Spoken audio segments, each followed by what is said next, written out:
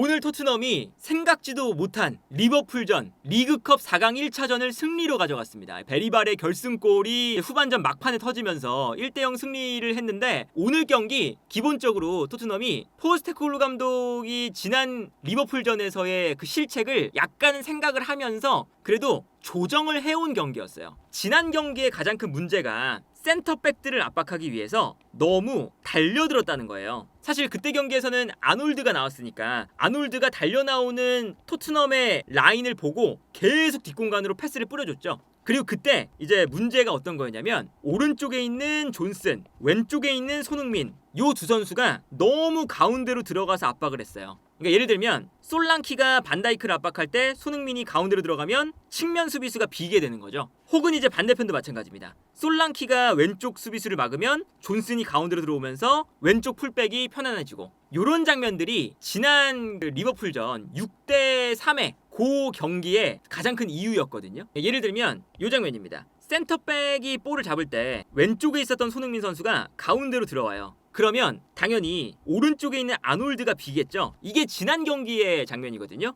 그러면 아놀드가 비니까 뒤에 있었던 스펜스가 올라옵니다. 그래서 연쇄 자격인 거죠. 그래서 이 다음 장면 보면 손흥민 선수가 가운데로 들어올 때 아놀드가 비게 되니까 요 공간으로 이제 리버풀은 패스를 보내주고, 아놀드가 볼을 잡을 때 심지어 타이밍도 좀 늦었어요. 스펜스가 뒤에서 손흥민의 움직임을 보고 올라오는데, 그러면 살라가 자유로워지는 거잖아요. 그리고 수비 라인의 수비가 한 명 줄어드는 거고, 그러면 아놀드가 볼을 잡자마자 스펜스가 올라올 때 이미 타이밍도 좀 늦었고 수비가 줄어든 것을 보고 달려 들어가는 이 리버풀 선수들에게 아놀드의 패스 한 방, 이걸로 지난 그 6대3의 경기가 계속 토트넘이 뒷공간 무너지고 거기서 문제가 나왔거든요. 근데 오늘 경기는 포스테코글루 감독이 요 부분을 조정을 했습니다. 첫 번째는 어떤 거냐, 손흥민 선수가 혹은 오른쪽에 있는 존슨이 무리하게 센터백들을 압박하질 않아요. 조금은 자제합니다. 두 선수가 풀백에게 붙어서 풀백의 움직임을 마크하고 있고요. 솔랑키가 그냥, 칸사가 전반전에 부상당하면서 엔도가 들어왔죠. 반다이크와 엔도를 솔랑키가 그냥 여기 돌아다니면서 두 선수를 그냥 압박을 해요. 1대2 상황이라도 그냥 과도하게 손흥민이나 존슨이 센터백을 솔랑키랑 같이 압박하는 게 아니라 좀 기다리자, 요거였어요. 플러스 손흥민 선수가 예를 들어 안쪽으로 들어와요. 그럼 여기가 비잖아요. 그러면 아까 그 장면은 스펜스가 올라오는 거죠. 그러면 살라가 비게 되니까 아치그레이가 끌려나가면 또 가운데 공간 나고, 이런 장면이 많았거든요. 근데 요 경기는 스펜스를 안 올립니다. 살라를 위한, 살라만을 수비하는 역할을 맡았어요. 그래서 스펜스가 오늘은 전방 압박을 위해서 안 올라오고 대신에 쿨루셉스키라던가 베리발이라던가, 아니면 베리발과 쿨루셉스키가 미드필더 마크하고 있을 때 비수마가 측면으로 빠져서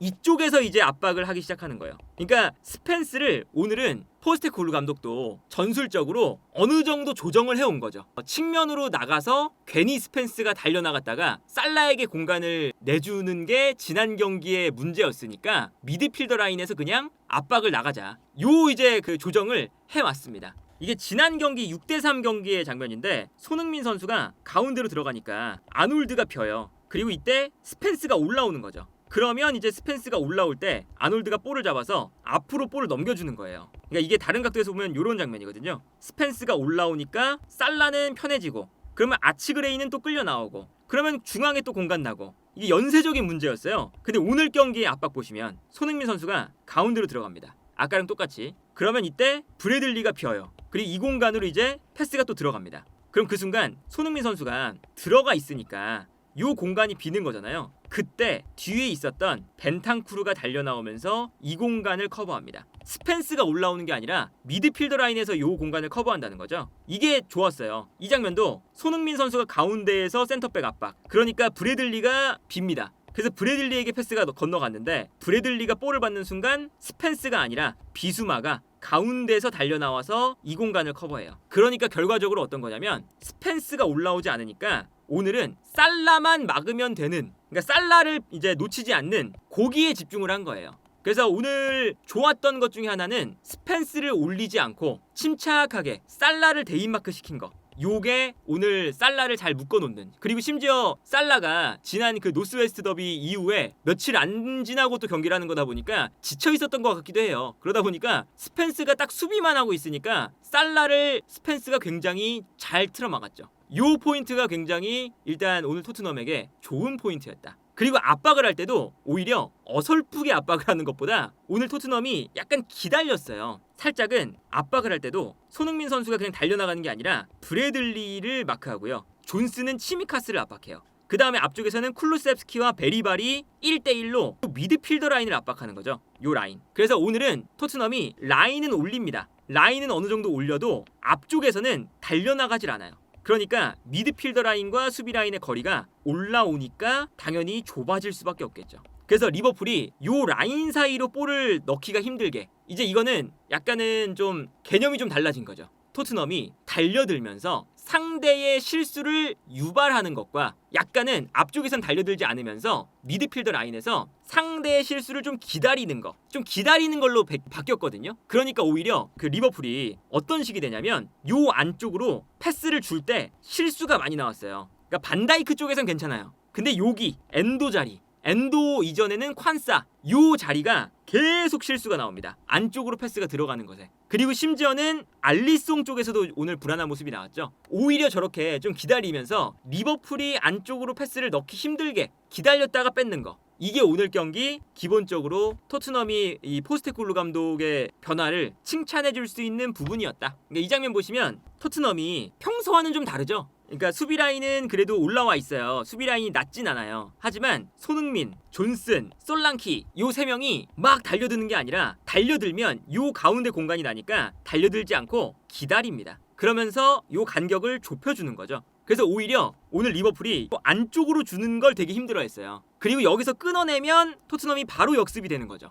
요 포인트가 굉장히 일단은 오늘 좋았고, 그러다 보니까 전방 압박할 때도 여전히 똑같아요. 하프라인을 밟고 있습니다. 여전히 토트넘이. 근데 손흥민, 솔랑키, 쿨루셉스키 요 라인에서 압박을 달려드는 게 아니라 기다리는 거죠. 그러다 보니까 이제 토트넘이 오히려 살짝 기다리는 축구를 하면서 여기서 리버풀이 한 번에 주거나 달려나올 때 달려나오는 것을 이용해서 요 가운데로 찔러주는 요 패스가 잘 안 나왔다. 그리고 요런 게 나오니까 오늘 실수가 나오는데, 예를 들어 알리송 같은 경우 이 실수가 왜 나왔냐? 알리송이 처음에 볼을 잡을 때 줄 곳이 없었어요. 그래서 우물쭈물할 때 베리발이 뒤에 달려듭니다.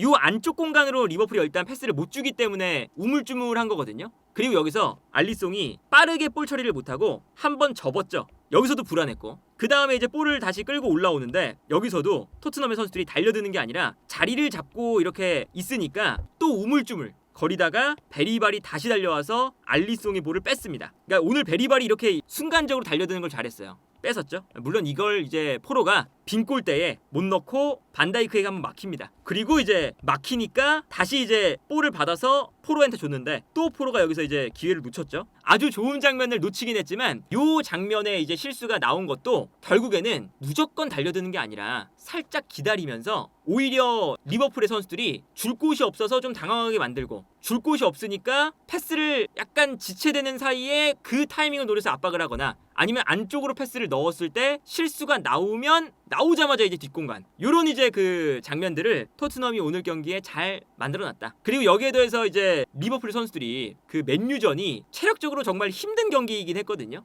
비 오고 눈 오고 플러스 이제 맨유가 동점골을 넣어서 90분 끝날 때까지 계속 열심히 뛰어야 됐고, 그래서 아마 리버풀도 토트넘이 달려나오지 않고 기다리니까 그 안쪽으로 패스를 공급해서 미드필더들이 볼을 가지고 돌아서는 동작, 이런 것들이 안 됐어요. 살라도 마찬가지로 체력적으로 좀 많이 떨어져 있으니까 스펜스가 수비만 하고 있으니까 달려나오지 않고, 그러니까 오히려 살라가 스펜스를 상대하는 걸 어려워했고, 그래서 이런 것들이 오늘은 토트넘이 승리할 수 있었던 포인트 중 하나였다. 그리고 이제 오늘 경기에서 이렇게 라인이 높은데 기다리니까 어떤 게 있냐면, 리버풀이 실수가 나왔을 때 뒷공간으로 패스를 주는 게 이제 가능해진 거예요. 거기서 이제 오늘 득점과 유사한 장면도 나오고 실제로 득점도 나왔습니다. 이 장면 보세요. 이게 토트넘의 전술이 어느 정도는 성공하는 그런 장면인 건데, 보시면 리버풀의 라인이 올라와 있어요. 근데 볼을 전개하다가 끊기거나 토트넘도 기다리다가 볼을 끊어내자마자 뒷공간으로 패스를 줄 수가 있는 거잖아요. 그래서 여기서도 포로가 볼을 잡았을 때 수비 라인 뒷공간으로 뛰어들어가는 솔랑키에게 패스가 들어갑니다. 결국에는 누가 먼저 라인이 서로 올라왔을 때는 볼을 끊어내서 상대가 올라와 있을 때 뒷공간을 줄 수 있느냐, 요거였잖아요. 근데 토트넘은 기다렸고 리버풀이 거기서 미스가 나오면 끊어내자마자 바로 뒷공간 패스, 이게 되는 거죠. 그리고 여기서 뛰어들어가는 솔랑키에게 순간적으로 공간이 납니다. 그리고 여기서 솔랑키가 오프사이드였지만 솔랑키가 뒷공간을 확실하게 무너뜨리면서 골망을 흔드는 데까지는 성공을 하죠. 근데 요 이제 아주 비슷한 장면이 골 장면이 나와요. 물론 이제 이 골 장면에서 치미카스가 경기장에 못 들어온 상황, 그리고 저 치미카스가 경기장에 못 들어온 상황이 베리바리 경고 누적으로 퇴장을 당하는 장면이 나왔어야 되는 것이 아니냐, 그 장면에서 등등등 여러 가지 이제 뭐 논란이 있을 텐데, 그럼에도 불구하고 요 장면이 전술적으로 통했던 장면인 거죠. 리버풀이 라인을 올렸을 때 토트넘이 여기서 또다시 포로가 볼을 잡고 포로가 뛰어가는 솔랑키를 봅니다.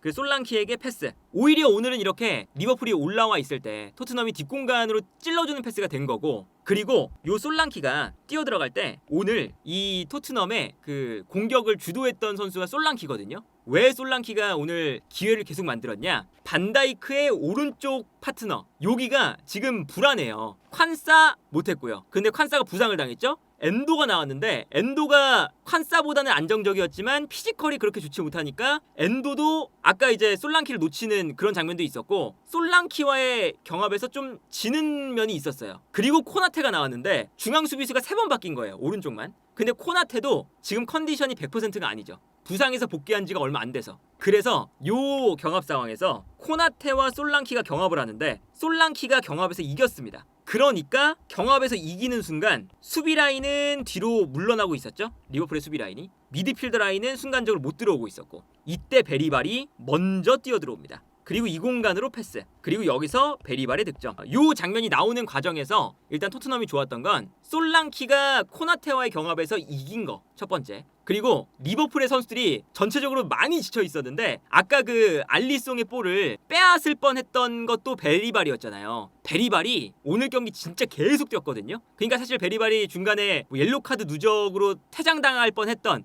그 장면도 결국에는 다른 선수들보다 한두 발 더 뛰면서 수비 커버를 하다가 이제 그런 장면들이 나왔었어요. 근데 이 장면에서 리버풀의 수비가 뒤로 물러났을 때 리버풀의 미드필더 라인은 미처 못 돌아왔는데 베리발이 열심히 뛰어갑니다. 그러니까 베리발의 이 오프 더블 움직임, 체력, 이게 중요했던 거죠. 그래서 여기서 솔랑키의 패스 받아줄 수 있는 베리발이 있었고, 그리고 여기서 베리발이 열심히 뛰어들어온 것에 보상을 받았던. 물론 이제 저 장면에서 치미카스가 없었고 그러다 보니까 선수가 없으니까 공간이 나고 이런 것도 당연히 있었지만, 저 베리발의 움직임에 이제 기반한 토트넘이 어쨌든 오늘 경기는 약간은 기다리면서 끊어낸 다음에 뒷공간으로 패스를 보내주는 요 방향성 자체가 참 괜찮았다. 그리고 여기에 더해서 포스테코글루 감독의 전술도 오늘 나쁘지 않았고, 플러스 새로운 발견이 바로 킨스키의 재발견. 발밑이 좋아요. 이 발밑이 좋다는 게 어떤 강점이 있냐면 상대를 끌어당긴다는 거죠. 그러니까 그 비카리오가 있을 때는 볼을 잡았을 때 상대를 끌어당기는 게 안 돼요. 그러니까 예를 들어서 오늘도 이렇게 후방에서 빌드업을 할 때 리버풀이 골키퍼가 볼을 잡고 있으니까 달려 나오잖아요. 심지어 킨스키가 어쩔 때는 리버풀의 선수들이 안 나오면 리버풀의 압박을 유도하기 위해서 살짝 올라가거든요. 그럼 리버풀이 달려 나와야 되잖아요. 그럼 달려 나오는 요 순간 킨스키가 킥이 좋으니까 안정적으로 뛰어들어가는 선수에게 한 번의 롱패스를 딱 뿌려줍니다. 아니면은 뭐 압박을 이제 본인에게 들어오는 순간 비어있는 선수에게 패스, 이런 식으로 상대를 끌어당기는 게 돼요. 그러니까 결국에는 이 골키퍼를 사용한다는 게 후방에서 플러스 한 명이 된다는 거잖아요. 이게 후방 빌드업에서 골키퍼를 사용하는 이유인데, 여기서 이제 킨스키가 안정적으로 패스를 하니까, 그러니까 이게 그 킨스키를 영입할 때도 이야기가 나왔던 거지만 비카리오 골키퍼와 경쟁할 수 있는 발밑이 좋은 골키퍼, 이거를 이제 그 토트넘이 원했었죠. 근데 요거를 킨스키가 오늘 참 잘해줬다. 후방에서 킨스키가 볼을 가지고 있을 때 약간 기다려요. 기다리면서 왼쪽에 있는 조타가 킨스키를 압박하러 들어오죠. 그러면 드라구신 쪽이 좀 비게 되는 거잖아요. 이것을 이용해서 킨스키가 순간적으로 조타가 나오니까 앞으로 일단 패스를 보내줍니다. 그리고 앞쪽에서 클루셉스키가 내려와줘요. 그러면서 내려오면서 볼을 받으면 조타가 안쪽으로 들어갔다가 다시 나와야 되니까 순간적으로 드라구신 쪽에서 공간이 나는 거죠. 그래서 킨스키의 패스를 받아서 드라구신에게 패스, 여기서 이제 탈압박이 되는 이런 장면도 있었고, 이 장면도 킨스키가 볼을 가지고 있을 때 살라가 약간 이제 가운데로 좀 들어가니까 스펜스에게 끌어당긴 다음에 패스, 그래서 스펜스에게 볼이 넘어갑니다. 이런 장면들, 그러니까 이런 이제 그 킨스키가 끌어당긴 다음에 패스가 되는 거거든요. 그래서 요거를 어떻게 활용하냐, 볼을 가지고 있을 때 리버풀의 선수들이 킨스키가 볼을 가지고 있으니까 다 달려 나와요. 달려 나오면 여기서 롱킥, 이 롱킥이 들어가면서 뒷공간으로 뛰어 들어가는 손흥민에게 패스가 딱 연결됩니다. 요 킥이 굉장히 정확하죠.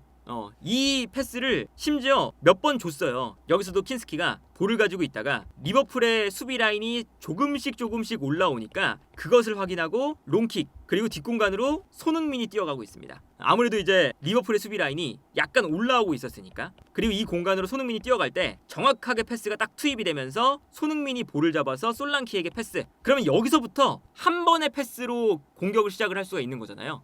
요런 장면들을 오늘 킨스키가 잘 만들어주더라. 그리고 심지어 선방 능력. 오늘 이 마지막에 사실 리버풀이 득점할 기회가 많았어요. 근데 여기서 크로스, 그리고 누네스가 돌아서면서 환상적인 슈팅이었거든요. 근데 이 슈팅을 킨스키가 막아냅니다. 요 선방이 진짜 기가 막혔죠. 이 장면은 살라가 볼을 잡을 때 누네스가 돌아뛰기 시작하고요. 그리고 여기서 살라가, 스펜스가 오늘 살라의 돌파를 잘 막았지만 여기서는 살라의 스루 패스가 딱 들어가는 장면이었거든요. 살라의 이 패스가 이번 시즌에 찬스 메이킹이 굉장히 잘 되죠. 그래서 살라의 패스, 누네스의 침투. 근데 여기서 킨스키가 각도를 줄이면서 딱 나옵니다. 각도를 줄이면서 나오니까 여기서 누네스가 슈팅할 수 있는 각도가 줄어들고요. 그리고 킨스키가 선방을 하는 장면. 오늘 이 킨스키가 동점이 될 만한 상황들, 혹은 리버풀이 먼저 골을 넣을 만한 상황들이 꽤 있었어요. 물론 이제 토트넘이 오늘 경기가 그 리버풀을 어렵게 만들었지만 그런 찬스들을 오늘 킨스키가 잘 막아줬다. 그래서 이제 오늘 이 토트넘이 어쨌든 이 어려운 상황에서 리버풀을 만나는 경기였잖아요. 사실 오늘 경기 전에는 토트넘의 승리보다 리버풀의 승리를 점치는 게 당연히 좀 자연스러운 현상이었죠. 그런데 토트넘이 이길 수 있었던 이유가 지난 경기 6대3의 그 안 좋았던 그 전술적인 구성들,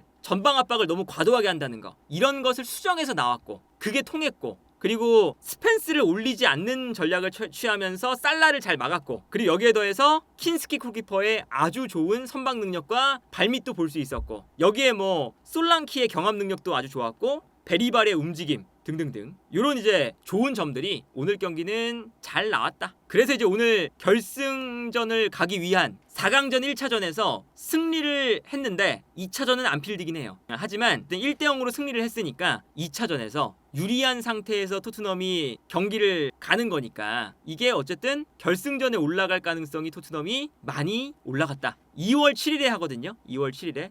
이렇게 되면 이번 시즌을 놓고 봤을 때도 손흥민 선수가 트로피를 들어올릴 수 있는 가장 큰 가능성이 있는 대회가 리그컵이잖아요. 유로파 리그도 어쨌든 최근에 보면 좀 힘들 것 같고, 리그는 이미 힘들고, FA컵도 이제 시작을 하지만 힘들 가능성이 높고, 그러면 요 리그컵에서 요 기회를 뭔가 손흥민 선수가 이번 시즌에 리그컵에서 잘 풀리는 느낌이 들기도 한다.